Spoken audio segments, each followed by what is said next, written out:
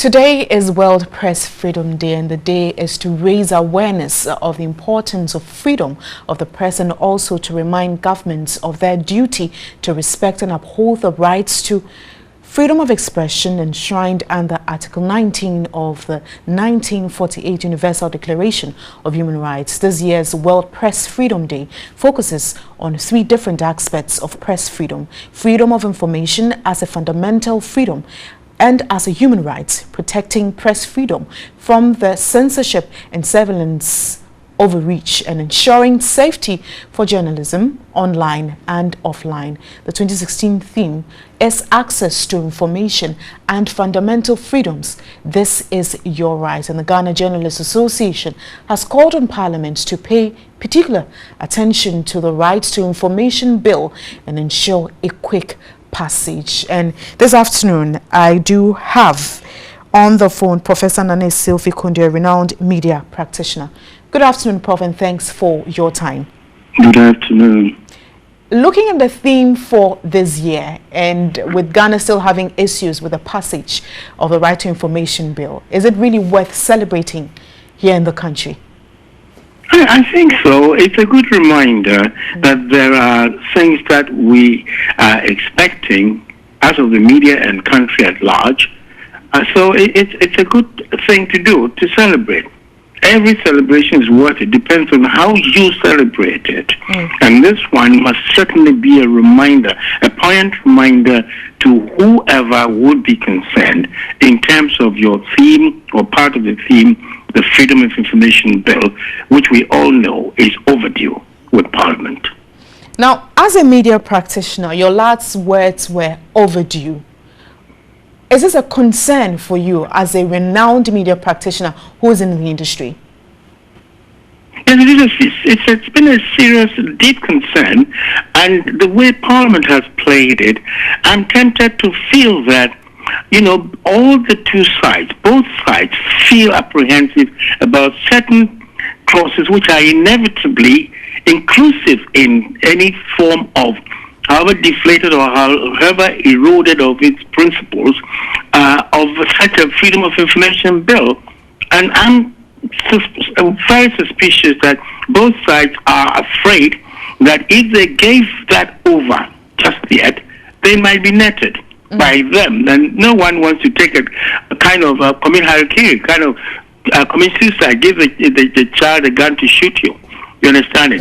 But it's an unfounded misapprehension, because we expect that there are rules and regulations in it that makes the media more responsible than they have ever been hitherto. But then on the one hand, they complain the press are irresponsible, and then give them what they need to test themselves and challenge themselves to prove that your suspicions are right or theirs is right in the best interest of the country, information-wise. You are reluctant. They've pussyfooted on this matter for too long. Nana, yes, you have touched on what governments can do about this issue, but let's look at two sides to this very issue when it comes to the right to the passage of information bill.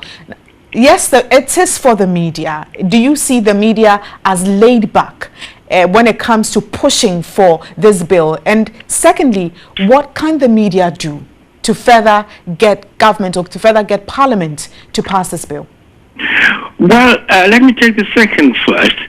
The media can do no other than write editorials and make noises which are responsible and make it firmly stuck in the minds of the public for Parliament to understand that this is necessary. It's a concomitant of the Constitution that we've chosen as a people, and therefore they can't escape it.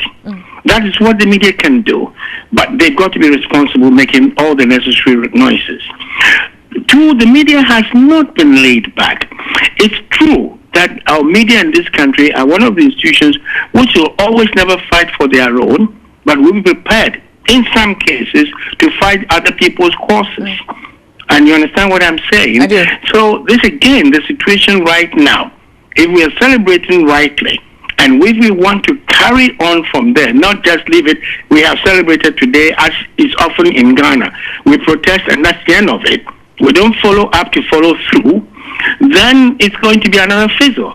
But I guess that, especially in an election year, the media will have to be alert to make sure that Parliament stops this pussyfooting for years, that this matter has been laid on the table and they're not. And I'm saying that I think that both sides are suspicious that they might be netted. But I'm saying that it is not correct.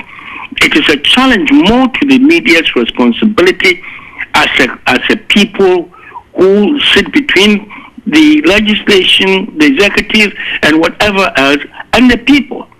And this is a real challenge to them. I've seen some of the clauses. Those have been watered down severally enough, but more than enough. But I think that the entirety of it requires the media now, if they don't want to be taken for granted anymore, be taken for a laughing stock, then this is the time the media leadership in this country must tell Parliament that either you give it to us or tell this nation for us to inform the nation that you don't want to give it to us. And then we'll know what options are available to the media. Maybe the Supreme Court, yes, at the end of the day. Thank you, Professor Nana Sylvie Conduah.